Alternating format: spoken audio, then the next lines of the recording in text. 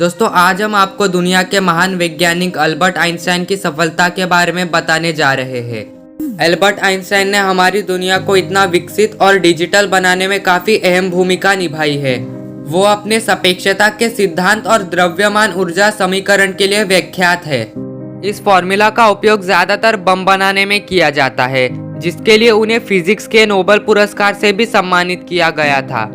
आज हम आपको इन्हीं महान वैज्ञानिक के बारे में बताने जा रहे हैं। तो आइए शुरू से जानते हैं अल्बर्ट आइंस्टाइन की सफलता की कहानी। आइंस्टाइन का जन्म 14 मार्च 1819 को जर्मन में हुआ था। उनके पिता का नाम हर्मन आइंस्टाइन था, जो एक इंजीनियर और सेल्समैन थे। जब आइंस्टाइन पैदा हुए थे उस समय उनका सर उनके शरीर के हिसाब से काफी बड़ा था। शुरू से ही आइंस्टाइन दूसरे छोटे बच्चों से काफी अलग थे। वो दूसरे छोटे बच्चों की तरह बिल्कुल भी शरारत नहीं करते थे और एकदम शांत तरीके से रहते थे। दोस्तों, बच्चे 1 या 1.5 साल में बोलना शुरू कर देते हैं, लेकिन आइंस्टाइन ने बोलने में 4 साल लगा दिया था और करीब 9 साल तक अच्छे से नहीं बोल पाते थे, जिससे उनके माता पिता को उनकी जिंदगी की चिंता होने लगी थी। आइंस्टाइन को अपने उम्र के बच्चों के साथ खेलना बिल्कुल भी पसंद नहीं था।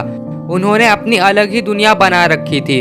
उन्हें हमेशा संडे का इंतजार रहता था, क्योंकि उनके पापा उन्हें हर संडे किसी शांत जगह पर घुमाने ले जाते थे और वहां बैठकर आइंस्टाइन पेड़ पौधे और इस ब्रह्मांड के बारे में सोचते रहते थे। आइंस्टाइन के मन में हमेशा यह बात रहती थी कि आखिर ये दुनिया चलती कैसे है। अपनी कमियों और ना बोल पाने की वजह से उन्होंने स्कूल जाना काफी देर से शुरू किया। उन्हें स्कूल एक जेल की तरह लगता था। उनका मानना था कि स्कूल एक ऐसी जगह है जहां पर कोई भी नहीं रह सकता। इस सोच के पीछे एक कारण भी था। वो अपने टीचर की बताई बातों को आसानी से नहीं मानते थे, क्योंकि उन्हें लगता था कि टीचर द्वारा पढ़ाई हुई चीजें अभी भी अधूरी है, और इसलिए वो अपने टीचर से अजीबोगरीब सवाल किया करते थे, जिसकी वजह से टीचर आइंस्टाइन को मंदबुद्धि कहा करते थे। हर बार मंदबुद्धि के नाम से पुकारे जाने वाले आइंस्टाइन को लगा कि मेरा दिमाग अभी तक विकसित नहीं हुआ है। इसके बाद उन्होंने अपने एक टीचर से पूछा कि सर, मैं अपनी बुद्धि का विकास कैसे कर सकता हूँ। टीचर ने कहा, मेहनत ही सफलता तक पहुँचती है। टीचर की उन बातों को आइंस्टाइन ने अपने दिमाग में बैठा लिया और एक फैसला लिया कि मैं अपनी मेहनत के दम पर आगे बढ़कर दिखाऊंगा। उसके बाद से तो मानो उनकी जिंदगी ही बदल गई, और फिर उन्होंने अपनी मेहनत और लगन की मदद से मैथ और फिजिक्स में महारत हासिल कर लिया, और इसके बाद आइंस्टाइन ने काफी सारे अद्भुत खोज किए।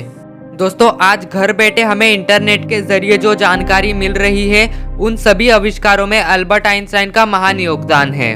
उन्होंने दुनिया को दिखा दिया कि एक मंदबुद्धि इंसान भी अपनी मेहनत, हिम्मत और लगन के दम पर इस दुनिया में कुछ भी कर सकता है। अल्बर्ट आइंस्टाइन अपने दिमाग में ही पूरी रिसर्च को सोचकर पूरा प्लान तैयार कर लेते थे, जो कि उनके लैबोरेटरी प्रयोग से भी ज्यादा सटीक होता था। अल्बर्ट आइंस्टाइन को राष्ट्रपति पद का प्रस्ताव भी दिया गया, लेकिन उन्होंने इसके लिए मना कर दिया। अमेरिकी सरकार उनसे डर गई थी और उनके पीछे अपने जासूस लगाकर रखी थी, ताकि उनके रिसर्च का कोई गलत इस्तेमाल ना हो, जो कि देश के लिए हानिकारक हो सकता है।